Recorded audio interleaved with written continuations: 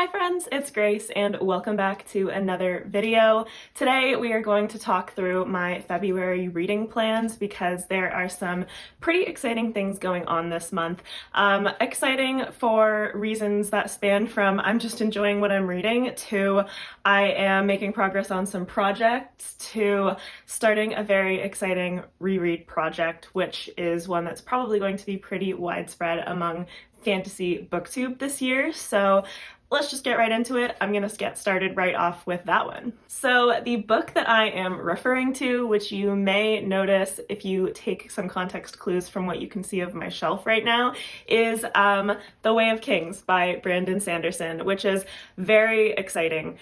This was one of the first recommendations that I took from BookTube. I was a crazy person and I started with the Stormlight Archive when it comes to Brandon Sanderson's works back in 2020, basically like me knowing that Rhythm of War was coming out that November. I decided that I was going to read the first 3 books. That was what I was going to start with in the Cosmere in preparation for Rhythm of War. Needless to say, I loved my experience reading the Stormlight Archive, and so my plan this year is essentially 1 book per quarter, because of course there are 4 that are currently released, and the 5th book, Wind and Truth, is coming at the end of the year or close to the end of the year, December 6th. So this is like, I think I'm gonna start this in probably mid-February. I don't know if I will finish it in February. I think it really just depends on how fast or slow I want to take it. Like, I'm pretty sure when I read these the first time, I was reading at a rate of around 100 pages a day, so like anywhere from 10 to 13 days, give or take. Of course, when you get to the ending, you don't really want to stop reading, so that messes things up a little bit, but I will probably finish this in February, and the January to March timeline is my goal in which to read this, and so I'm reading it basically right in the middle of that span, and then in the spring I'll read Words of Radiance. Now, this is my plan. After I read this, who's to say that I really just won't be able to resist rereading Words of Radiance sooner than that? We'll see what happens, but this is the plan, and I'm really, really excited to start this series again. Obviously, I have had so much more experience with fantasy now, so like I remember my love for this, and I'm sincerely hoping that it holds up to just as much love, basically, that I had for it the first time. So yeah, I cannot wait. Me and Ben are sort of buddy reading this, like not really, we just would like to reread them around the same time frame so that we can talk about them among, like, between us while we read them. Like, it's not going to be like a scheduled thing, like we're not running anything, but we are happy to discuss it. And of course, if you want to discuss it with us and you're planning on rereading them as well, I always have our Discord linked in the description. So I don't believe we're going to have any dedicated channels for this, although it wouldn't hurt to set them up just in case people want to have discussion. But yeah, just always good to know that you can join our Discord. We love to have new people joining, and if this is something that you're interested in, then absolutely go ahead and do that. And yeah, around mid-February I should be starting this. The second book on the good old TBR is The Trouble with Peace by Joe Abercrombie.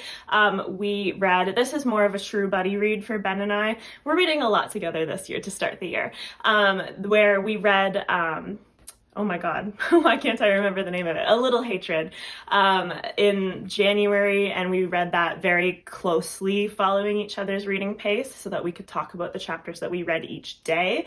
And A Little Hatred was incredible. So suffice to say, I'm very excited to get into this second book and excited to be on a good pace in terms of 1 per month, and we've committed to that because this is not something that I would want to leave a lot of time between. I want to get right back into it because with what Joe Abercrombie did with that book, it pretty much just showcased all of his strengths when it comes to like plot and writing and characters. And like the plot was good, which is not even like what he's known for. So on top of all of those things that he is really, really good at and more known for, like it's a very engaging plot as well, and I'm interested to see how that is going to extend into this book and through the trilogy. He's just done such a phenomenal job of taking the trope of next generation characters and making them so interesting in their own right, and that we are like, and I am so invested in them. They are not resting on the merits of the fact that their parents were characters that we loved. They truly are like great characters to follow in their own right, and so that is very impressive to me about this series. Now we have continuation of a project that I'm involved in, so that is reading all of the SPFBO 9 finalists, of which there are 10. So I have read 3 of them so far, and I do plan to have a review coming out, like a joint review of those 3 books together, and so you will be seeing that soon. I'm not sure, I think this video will go up first, so you will be seeing that soon once you see this video. And so those first 3 that I read were Daughter of the Beast by E.C. Greaves, The Wickwire Watch by Jacqueline Hagan, and Master of the Void by Wend Raven. And so that is sort of like what I've accomplished so far, but of course there are still 7 books to go. And what I've decided to do, I didn't do this at the start, but starting with Master of the Void, I decided just to alleviate a little bit of like time pressure. Not that I'm feeling pressured right now, but I'm sort of trying to look ahead and help out future Grace, is I want to go in order from longest to shortest, so that if I do feel like I'm getting close to the deadline, then I have the shortest of the books to read. That's sort of my plan. I should also say that this is not me reading the SPFBO finalists in an official judge capacity. I mean, I'm sure if you follow my channel, you would already know that I am not an official SPFBO judge, because there's been 0 mention of it. I would have talked about that. But yeah, this is a project from Mel, like at Melanor Reads, and this is something that she and like a group of us, she got a group of us together to read all the books and sort of like do an unofficial judging of them. Not even judging, but literally just getting them more exposure and just getting a group of people together that are going to read them. So essentially, all of that is to say that I have chosen the next 3 books for SPFBO that I'm going to read based on their lengths, and that is just how I'm organizing it from here on out. So let's get into what those 3 books are. Okay, so the first of these, and the next up at what Kindle says is 462 pages, is The Last Ranger by J.D.L. Roselle. And for this one, we have a main character named Leyen, and she is a ranger, and the idea put forward in the premise is basically that the rangers protect the colonies in which they live from these things called the Titans, that are like, I think, spirits. And so that is what the organization of the Rangers is there for, but then they are betrayed and she is left for dead, and Leyen needs to like acknowledge power within herself if she still wants to defend the lands against these Titans. And it does sound really interesting. So obviously, like in terms of the pull for me, like I didn't choose these books for myself, but I do think that this idea of like Leyen having a position of power or a position that she needs to do her duty while also having like internal struggles, it does paint like a really intriguing picture, and so I am really looking forward to getting to this, and I am going to start this I think before the start of February, but I will definitely be finishing it in February. Next up at 413 pages is The Fall Is All There Is by C.M. Kaplan, and so this one sounds a little bit more sci-fantasy than pure fantasy,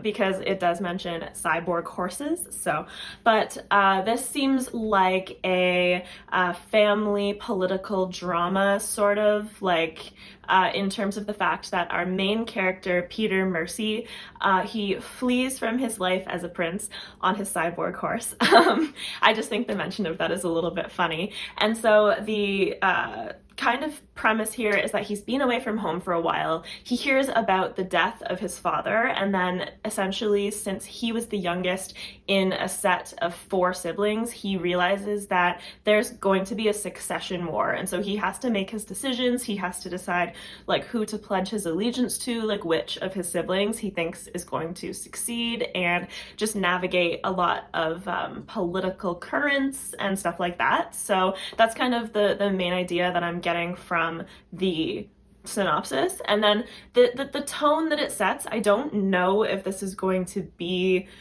completely up my alley, but I'm obviously going to give it a fair shot, and I'm very interested to see what it's like. So this definitely sounds interesting. And then finally, of this set of 3 at 412 pages, we have Hills of Heather and Bone by K.E. Andrews. And so this is an interesting one because when I initially saw this get nominated, it was kind of giving cozy fantasy, but while it does have romance, I think that it seems to me that it has a little bit of a darker tone after looking a little bit more into it, because our main character Morana and her husband Percy, they are both magic users, but while her husband has more of a gift for like growing things and healing things, she has powers that essentially seem to equate to necromancy, or not exactly necromancy, but sort of the type of powers where it's similar to that and it is feared widely, and so they end up becoming in danger when there are people coming around looking to round up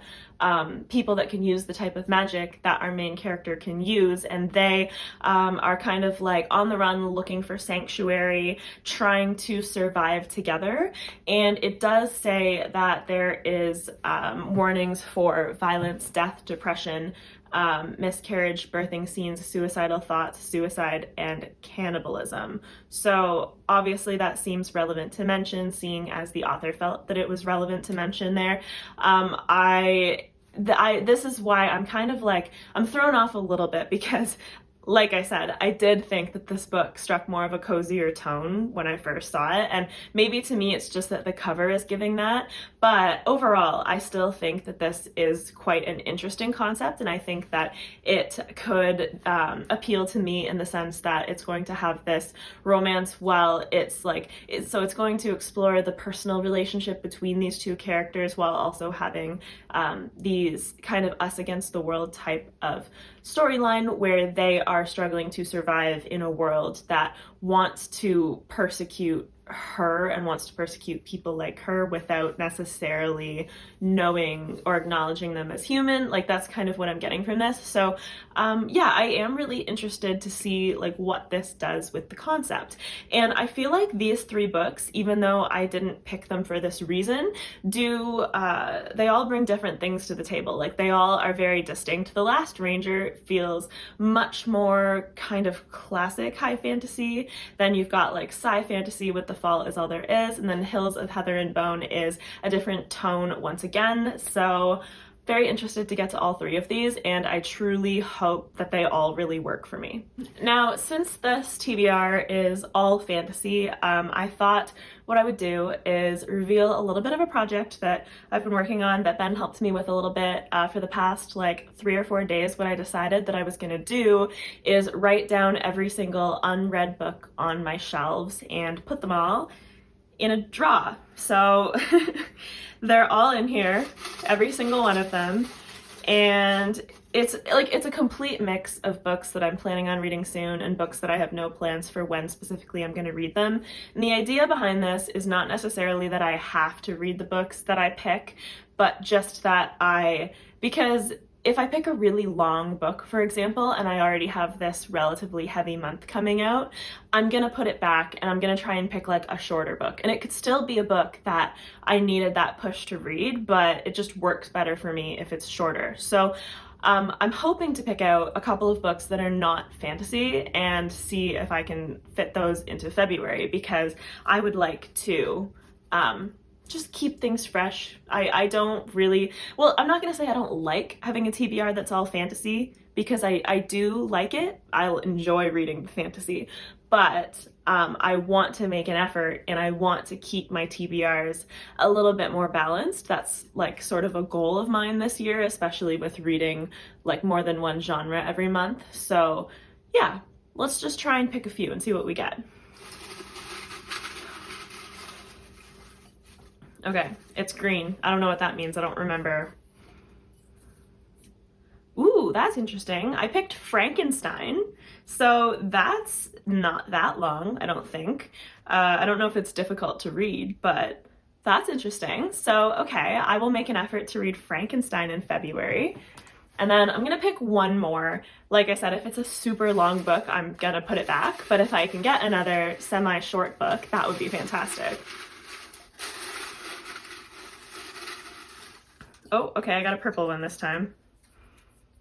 The Troop by Nick Cutter. So this is the book where there's like a troop of Boy Scouts and their leader that get stuck out in the wilderness, and then it has like it's like some worms or plague. They eat you from the inside out, I think, and it's very much body horror and very much like, it sounds very compelling, but it also makes me want to physically keep it away from me when I think about reading it, but that's interesting. Okay, The Troop and Frankenstein. So those are officially added to my February TBR.